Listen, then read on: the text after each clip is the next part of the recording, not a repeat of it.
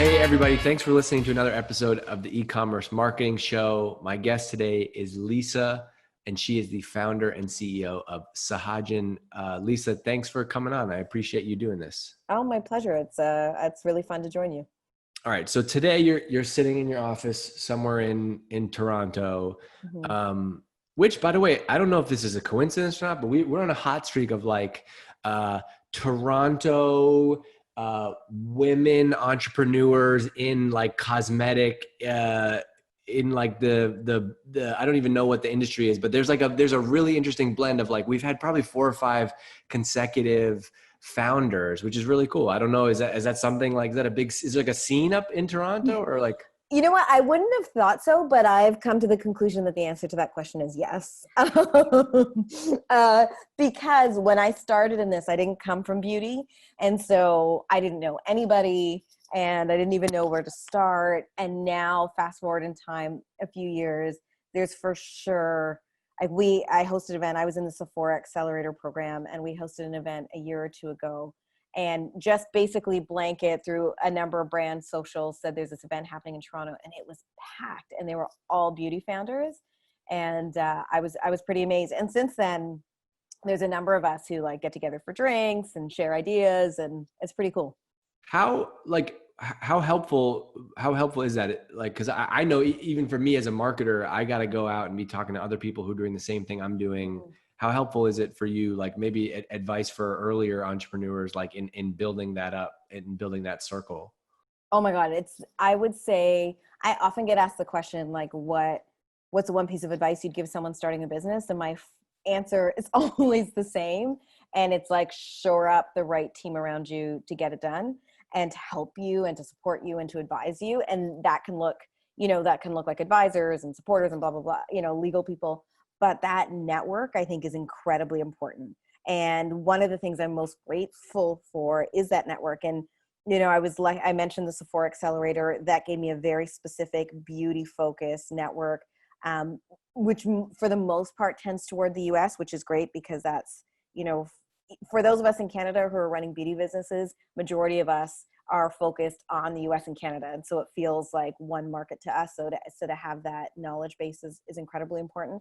And then, locally, it's just somebody who can like shortcut a lot of decisions. It could be a decision like, where do I get a tube? Don't work with that manufacturer, do this, do that. But also to, I know to some of the things we're going to be talking about, like some of my quickest thoughts around e-com have come from other founders. And had I not had that, I would have been, trying to sift through the internet to find those answers. And what you realize, I have a very, very close friend who's quite senior in e-com at a very large retailer, and he is amazing and he gives me tons of advice. But even he one day was like, I think my advice doesn't work on you because it's, my perspective is big brand, big business, already established name. Here's what you do to turn on the e-com engine. And, whereas when you talk to a founder who's started something from scratch, they're kind of like, yeah, nobody had ever heard of this brand. And these are the critical things that I did. Whereas when you're a big brand or you're incredibly well-funded, your tactics are different, your strategies are different. So I would say heavily, heavily, heavily focus on your network. Well, since it's great advice, have that network of peers to just shortcut. Like you have to make a million decisions as an entrepreneur every day anyway. Yeah. You can shortcut them by saying, oh yeah, work with this agency or work with this person. And you have that trust. That's great. Just because you mentioned though, I am curious, what are some of the things, you don't have to like share the private advice you get from this friend or whatever, but I'm just curious, like what are some of the things that he has seen work at the big scale that you've tried and don't work on like where you're at? Oh my God, where do we start? But I would say the biggest takeaway was just general, what I'm going to call like Facebook, Instagram ads. So I remember sitting down, like, again, like he's a very, very big retailer. And, he was able to help me get some freelancers together and put together, a bit of a marketing strategy. So we're going to flip up some ads, and here's what our target is going to be on return on ad spend. And, every single person was like, we should be targeting, let's say, a 4-to-1 ROAS. So you spend $1, you're going to make $4 back.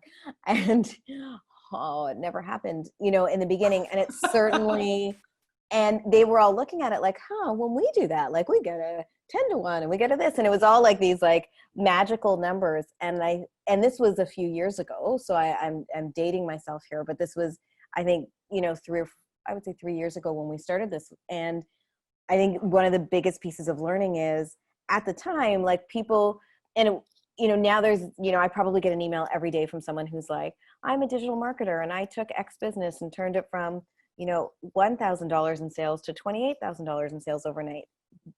3 years ago, there weren't that many people doing that. And so there was this inherent belief by everybody who I met who was senior in e-com that was just like, it's just a matter of spending the money. Like, it's just a matter of spending money. If you have $5,000 to spend, I'm going to turn it into 20. If you have $10,000 to spend, I'm going to turn it into 40. And, you know, my response to everybody now is like, yeah, good luck, because that's not how it works with a small brand and a brand that's less established. And it just doesn't. And there's so many questions, whether it be like the lifetime value of a customer and all these things that nobody was asking because they thought it was so easy to acquire a customer. I'm so happy you went into this, because this is exactly why we want to focus on these types of conversations. Like, and we talk about this all the time, like with our customer base. Mm-hmm. There's a lot of like D2C, you know, D2C Twitter, right? There's like advice on D2C Twitter where people are like, all they do is talk in CAC and ROAS and LTV, and like that stuff is great and very important. But if business was as easy as a spreadsheet, then everybody would be really good at it and companies would never fail.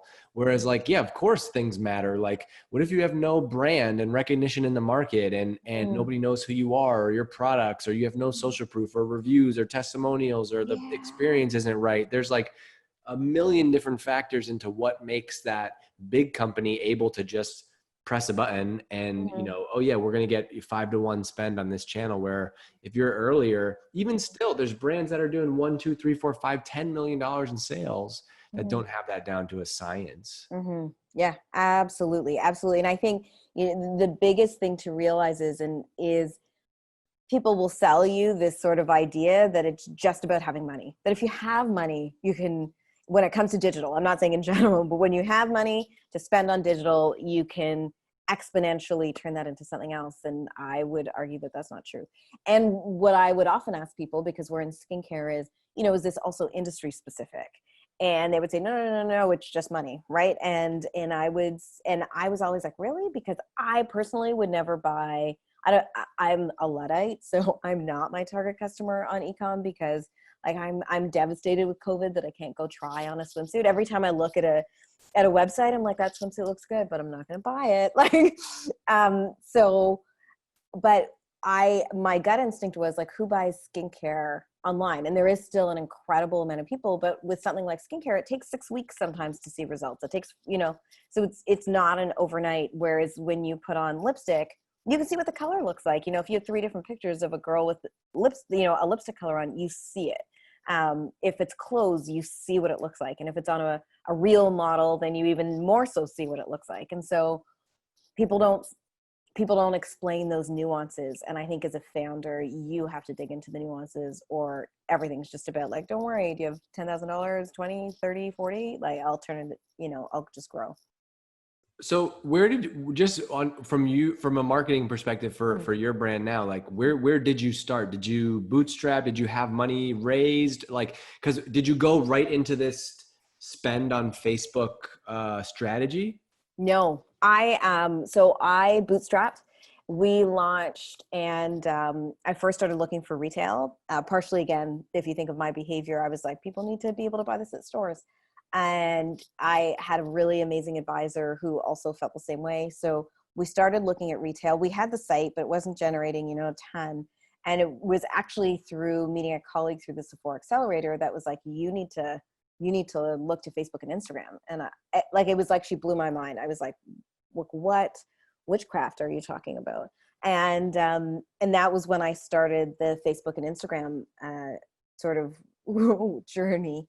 And there was a lot of learning there, but it was all done on bootstrap dollars. We mentioned that I live in Toronto. Toronto has this, has something called the Business Development Bank of Canada.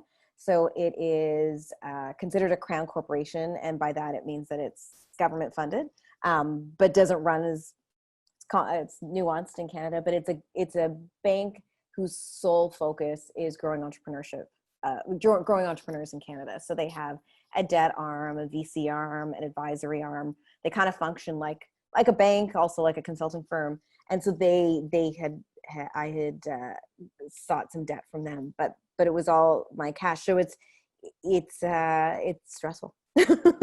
So, but like, okay, so that's even better. I think that's even better though, because it's more realistic. It's like, oh, you're going to feel that burn of not making back the ROAS targets, because that's actual cash. That's not venture dollars. That's, you have a little bit of a well. Working capital, right? And can tell you, for any of your listeners, like, I'm not independently wealthy. So, when you burn through working capital, it's critical. It's critical.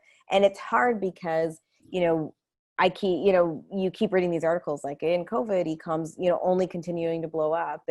But it's starting to learn the nuance. And I think it's when I started to learn the nuance, what I call the nuance of it, that's when it started to make sense to me. But I really had to do that. Like, I think if you leave it to an agency to drive your strategy forward, and they take the authority position in and of itself, they're doing it because it's not their own dollars, and they're also doing it often not with either industry understanding or startup understanding. You need to kind of drive that yourself. So what did you figure out after that? Like, I'm sure today, just going to your site, I think it's obvious that you know what you're doing from a marketing perspective today. Like, what was the path to get there? Like, did you have a sense for like, hey, these are the channels we want to go after. This is how we're going to do it. I really want to, start a newsletter, a blog, or whatever. Like, how did you approach marketing as a Bootstrap founder? Mm-hmm. So it's really hard as a Bootstrap founder, because I from a very I have an MBA, which you can argue helps or hinders. I worked in big corporate pharma. So again, where like we had budgets just for, everybody had their own pads of paper with their name on it. And so, so it's, my marketing sort of principle hat is in one place, but then the realistic hat is another. And I think the hard part when you're a bootstrapped business is you instantaneously just want sales, and you forget that a marketing budget is also to grow awareness. And so that you're brand building, and you have to at some point decide, I think, when you're starting to put together how much money you're going to spend, whether it's during the year or on a monthly basis, like, how much am I willing to call brand building and how much am I willing to call direct conversion? Wait, can I stop you right there? Cause I want you to go deeper on that. Cause what you said is really important. And I think will be missed by a lot of people, is you intentionally carved out, this is budget that is for brand building. Can you talk about it a little bit more? Cause hey, I get what you're saying, Lisa, but how do I measure that? How do I know if it's working? Like, can you just talk to the listeners about how to make the case and why you need to be thinking about your marketing budget is not just direct response, and how do you handle that? Yeah. So I would say, so let me just think through my answer for that. But what I would say is two things: is think about it in terms of any business that you're exposed to, right? I don't know why this is in my head, but when I drove to the office today, I saw a big sign for Crave, which is, I think, some frozen food. I think from a very, very big company, probably.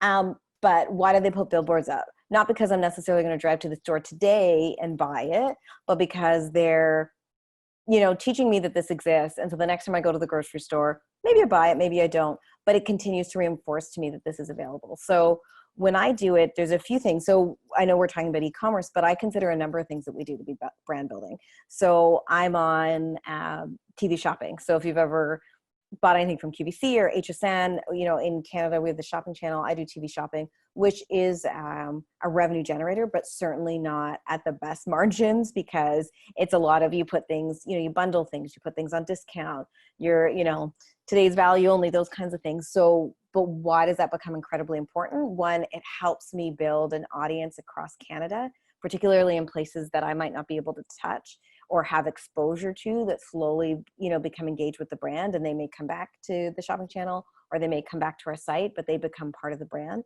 And then when I think about it in terms of, online specifically, one of the things we did and we continue to test is, is doing things like so we have a video now on the site that we posted last year, and it's basically my story. Why did I start this company? Why am I passionate about it? Why did I feel I have a very mission driven reason for starting the skincare business. Like, I have a very strong belief system against it. And I realized in talking to customers and talking to people that that's one of the reasons that people came into the brand. It isn't just that they're like, oh, like we have our bestseller, which, we did clinicals on. So it minimizes fine lines in 6 weeks. And it's amazing if your skin is like dry, red, dehydrated. It's this amazing. It's called our Nourish Face Cream. It's incredible. So some people buy it for that. Some people buy it because they hear me talking about it and they're like, oh, I just love the reason, or I love that, one of the reasons I got into clean beauty is because I saw my daughter, who was almost 3. We talked about little kids before this, using my skincare. And so being able to share that story, just like I would at an event when I'm on a panel, or just like I would on the shopping channel, became, I think, very important on digital. And so we put that on the site. We've done, ad campaigns where, again, it's not about, we look to see how many people are clicking, obviously, and are curious about the site. But we do that because I want people to know that there's a person behind this brand. I want people to see the brand and recognize it. I want people to feel, to learn about the brand. It's kind of, we focus so much on shop now, but, we need to focus a little bit on, I'm in this for the long haul. I'm not in this, I've really come to appreciate that there's certain brands that exist that are just like, I'm going to milk the market for this year with whatever it is that I'm selling, this, mala bead, this swimsuit, this watch. I'm probably not going to be around next year, but that's all I'm looking to do. But if you're looking to drive a brand, it's a longer term investment. So I would say if you're carving it out, like on digital, it could be showing videos, it could be showing reviews, it could be showing things that just get people into, okay, I'm curious, tell me more, or follow me, right? Like follow us, or whatever it is,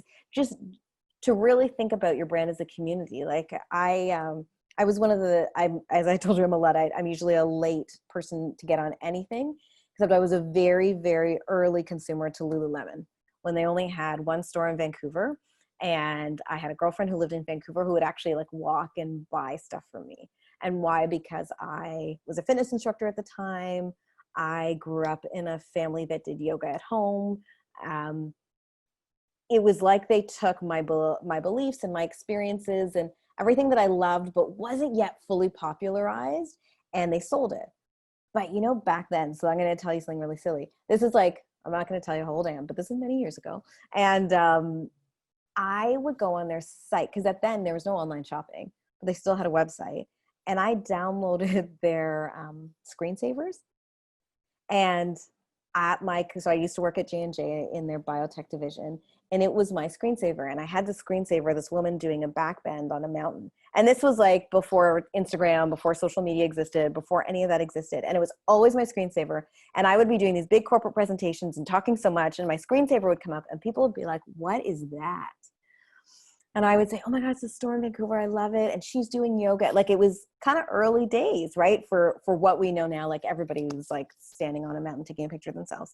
But why did they do that? Why did they give me the screensavers? Because they wanted to bring me into the life, right? And I think we need to go back to first principles, right? We need to bring people into the life. We need to bring people into the brand. Well, they do such a good job. I mean, probably more so than in the early days, but like of actually knowing the customer, right? Like there's probably some big, well, they weren't super big then. There's probably some Lululemon meeting that was like, all right, our customer, our dream customer, her name is Lisa. Mm-hmm. She works in big pharma, mm-hmm. She wants to have a side hustle. She's active, she has mm-hmm. young kids. Like they thought of you. That is you. And I think the coolest part about your brand, which I think to me as a marketer is the coolest part about e-com, is that your story is the center of that, right? Like your story is, you don't have to, yes, you probably did write a script for your video, but like, hey, we need, and if you go to your site, like, and we'll put the link in the show notes and everything, but like the video is probably 50% of the real estate on the homepage, and your picture's here multiple times. Mm-hmm. And it's like, hey, this is me. Here's why I started this company, right? Like, I think that's the most important ingredient in marketing today, where everybody wants to buy from brands that they know, like, and trust. And now people know, like, and trust you. Where in the beginning, if you just put up ads with your face on it, however, or probably didn't have your face on it, but if you just put up ads trying to get your 4-to-1 ROAS, that's why that doesn't work. But now people know you, they know your story, they see you, they see themselves in you and the brand, and that's why they want to be part of that. So I wanted you to dig into that, because I think like people miss that. We just, marketing is, especially in e-commerce, what is marketing? Marketing is Facebook and Instagram. Yeah. And right? it's spend. Like it's exactly. You go to the Facebook store and buy some customers, right? And like they're going to go into some automated funnel and get your welcome series and blah. And like, that's how you run a business. No, this is what you're doing. So what are like, I think it's obvious what your core values are as a brand, but like, what are are you doing like one-off marketing things? Do you like, what are some of the kind of rhythms that you have? Do you have like, hey, twice a month we do an offer, we have this for first time shoppers? Like, what are some of the kind of things that are always running now in marketing? Yeah. So, what I didn't appreciate about just even all of this is that it would be constantly a continuum of testing and changing. So in some ways I thought we would be able to say like, we're going to do 2 offers a month, whatever the rhythm is, that we're going to establish it and it's going to be done. And I could tie it in a bow and be like, it's done. And we're constantly testing new things. So I am a privy customer. Yay. So one of the things we do is we constantly have email capture, and on your first purchase, you get 10% off. And in beauty, one of the things and so I recommend this to anybody, is also you have to just decide what your brand is and then look at the rhythm of what happens within your brand space. So one of the things I learned early on from some very senior beauty people is like, typically in beauty, you don't do these like huge discounts. You don't do like 40% off unless you're discontinuing something, unless you've changed the packaging.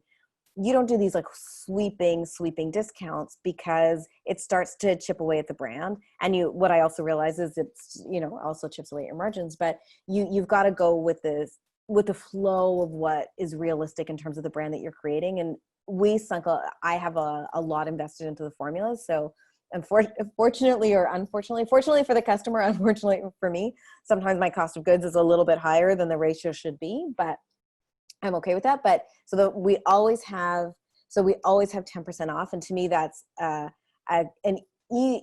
good way to bring people in. They feel they are getting a discount, but it's not like, again, we're throwing this away and we're throwing this against the wall. So that's one thing that we do that's really important. One of the newest things that we've done, and it took me a little while to do this, is we've just launched bundles. And so, is that we're starting to bundle products and say, okay, if you get this bundle or this ritual or whatever it is, here's what the inevitable discount is going to be. And what I love about the bundles, it helps us understand. I love the bundles for a few reasons. One is we purposely do it with some sort of ritual in mind. So it could be, we have one called the Goddess Glow right now, which is doing well, but it's, you want a mask, you want to do a beauty oil. It's perfect for summer. We've got some hair ties in there, and it's a great way to get, if you want a quick and easy, I need to get my glow on, this is what you're going to be able to use. And it offers some value to the customer because they are getting a discount by getting the bundle. But in giving them the bundle, they're also trying the products in a sequenced way that I feel comfortable that I know they're going to get results. Because if I just slapped a bunch of products together and they're like, well, why am I using a hair oil? And there's no story, and they're not going to turn around and be like, I didn't see anything from that. So it's like a recipe. You have Cleanse, Tone, and Glow, Goddess Glow, the Bliss Kit. These are like, people want prescriptions, right? And there's intent behind them. Like the Bliss Kit is our ritual body oil and our Nurture hair oil. And why, right? So the brand is based in Ayurveda. Ayurveda is this 5,000-year-old science from ancient India, which I quite believe in, and was really an inspiration and part of my lifestyle. But there's this beautiful saying in Ayurveda that there's no greater act of self-care than anointing oneself with oils from head to toe. So in the Bliss Kit, you get that. You get the hair oil. Your marketing is like built in. Like if you have the story, it's built in. It's not marketing. It's the story behind that. It's a story. And I think we have to remember, I think I owe it. Like, I feel like anytime somebody buys something, I feel very strongly that they're taking a chance on us, right? I'm not L'Oreal. I'm not Estee Lauder.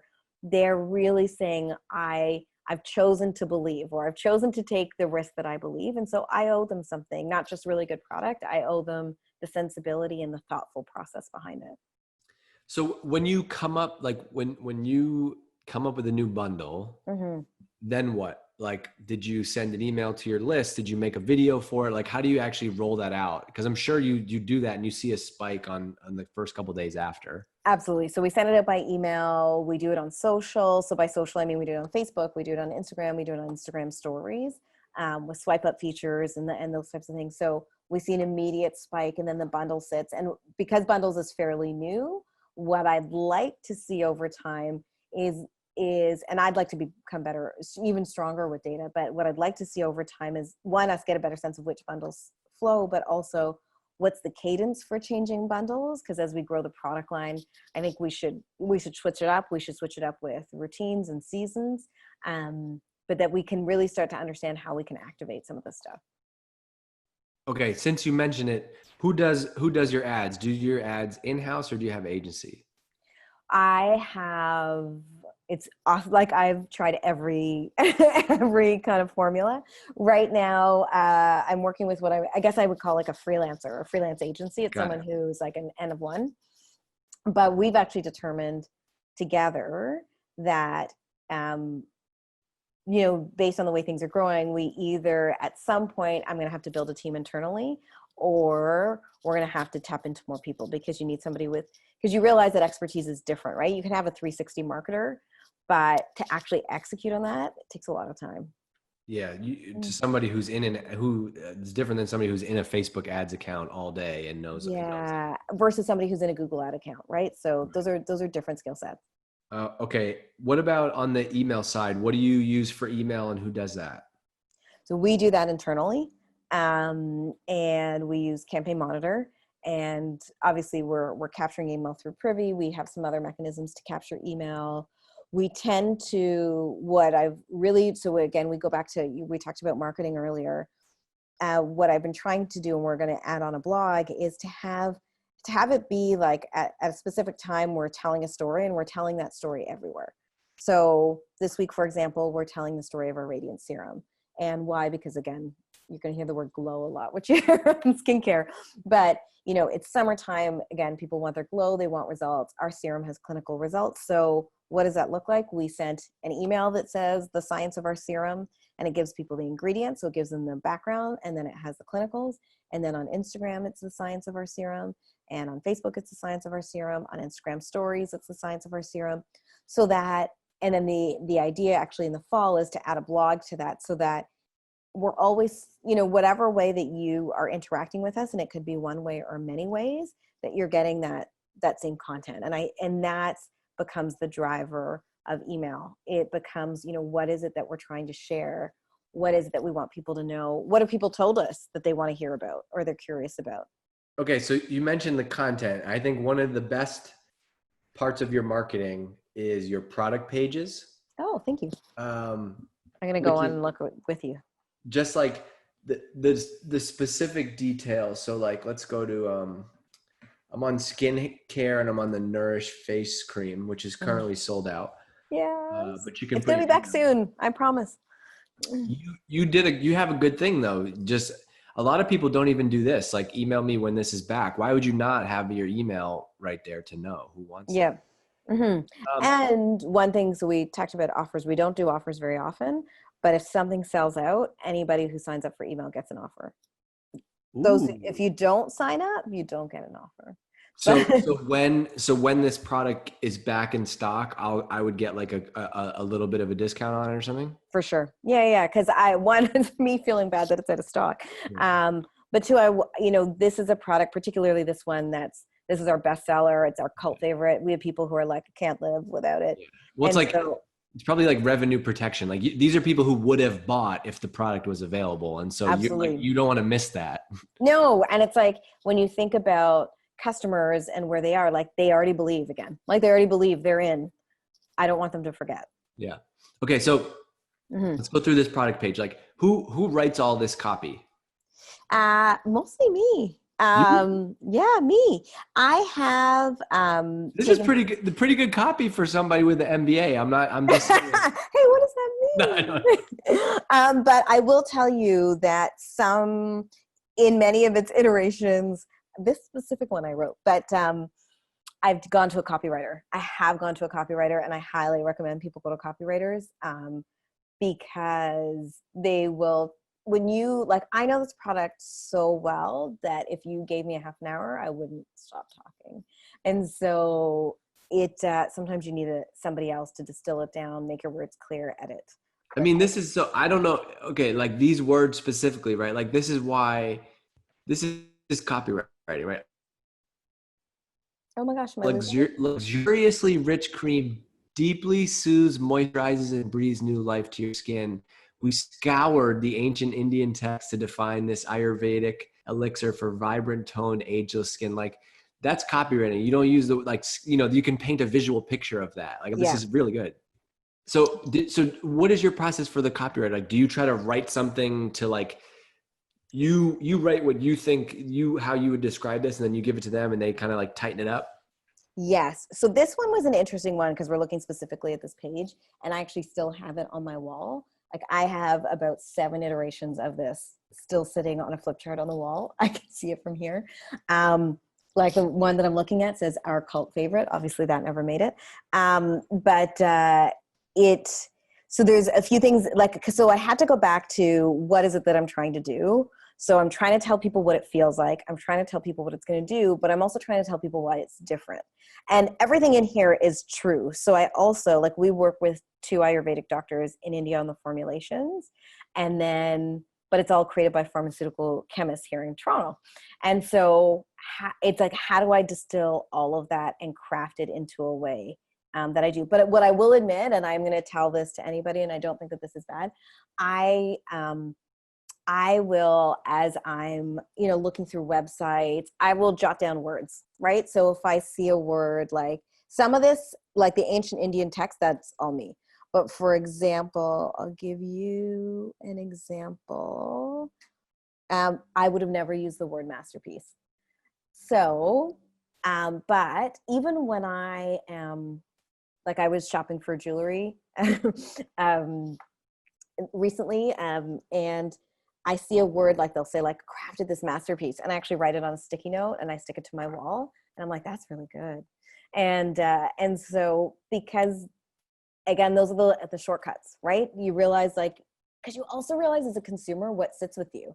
Like when people say that, I'm like, oh, add to cart, right? So it's understanding that language. Yeah, you're a consumer. Like, what are the things that get you to buy? And also, I just like, I love what you mentioned about how you kind of keep like this swipe file as stuff. Like, so much of marketing is just finding inspiration. Like, it totally is. My go find a desk brand. is a mess. Yeah. But it's like there's sticky notes everywhere, and I just find it really helpful because then it's like, oh, I love that sticky note. Mm-hmm. I love it. And then okay, now you have like this, you did a clinical study. Yes. Was that a big deal? Was that like, hey, I think this is going to be a big boost in sales if we can do this clinical study? Like, I'm guessing you didn't do that right out of the gate. I didn't do it right out of the gate. I did it because for 2 reasons. It was, again, more marketing and brand than e-com or anything like that. It was, I very much believe this. So I have to talk to you for a second about Ayurveda, but Ayurveda is this ancient science from India. So if anybody's ever had like a turmeric latte, which is, you know, most recently been very popularized, that same science that gives you this turmeric latte gives you these beauty rituals. Like turmeric latte, you know, in my growing up was not called turmeric latte. It was like, well, my mom was like, you don't seem to be feeling well. Here, drink this. And so this is something I was raised in, I intuitively believed in, but coming from a pharma background, I was like, why haven't we all made the shift to clean beauty? Because at the end of the day, we buy beauty products because we want them to work, right? Like, we want to see results. We want to know that they're going to work. And that, I think, is the ultimate reason. And I think for a lot of people, clean beauty is second. For some, it's first, but for others, it's second. And so I wanted to be able to say to people, hey, you've got your conventional product, whatever it is, you know, this cream can do what your conventional cream does, and it doesn't have any of the nasties. And I also very much believe in Ayurveda. So I wanted to tell people, like, these ingredients you may or may not have heard of, but hey, they're going to deliver results. And they're not called, like, you know, tripeptase, youth restoring ABCD or whatever, you know, cool name some brands come up with. They're actually the plant names. And so I did it because I wanted to show the science of Ayurveda.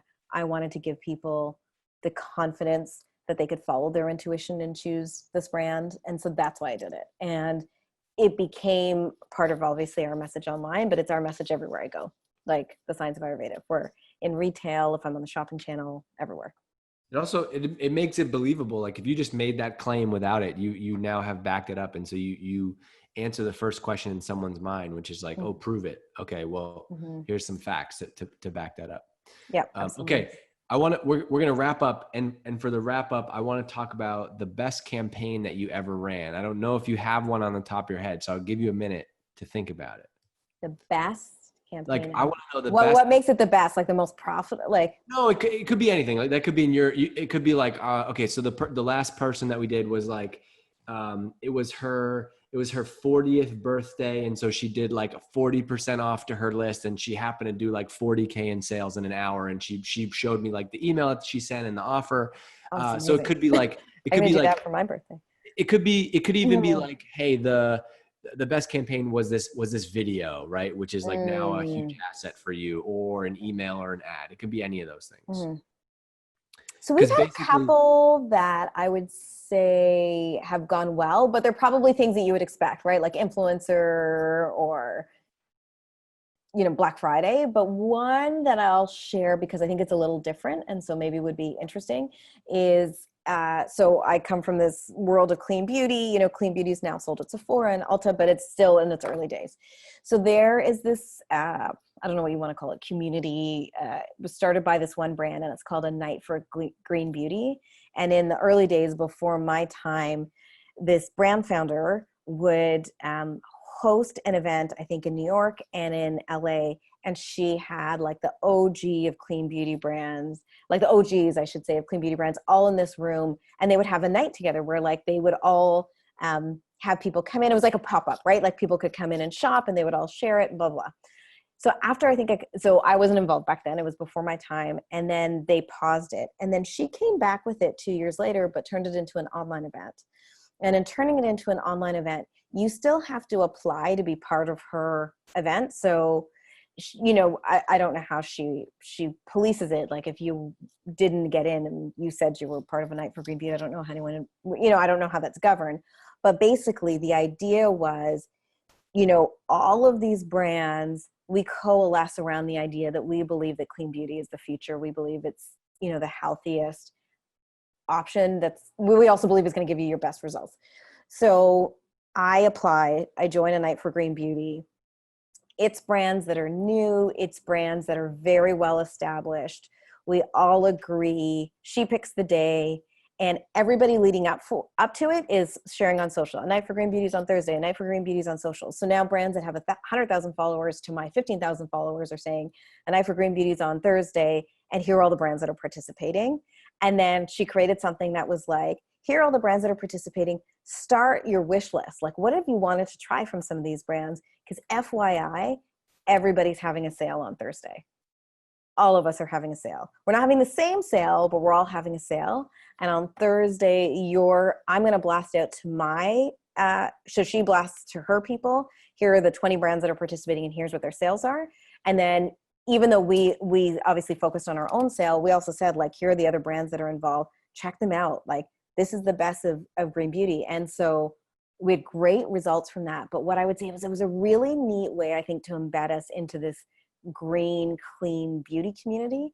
But also people who had maybe heard of Sahajan but hadn't bought it were kind of like, okay, well, all of these other brands have given you a little note of credibility. Now I'm going to try, or now I know it's on sale. So I'm going to buy like your Nourish face cream, and I'm going to buy the cleanser from somebody else, and I'm going to buy somebody else's lip balm. I'm going to buy them all in this one day because they're all on sale.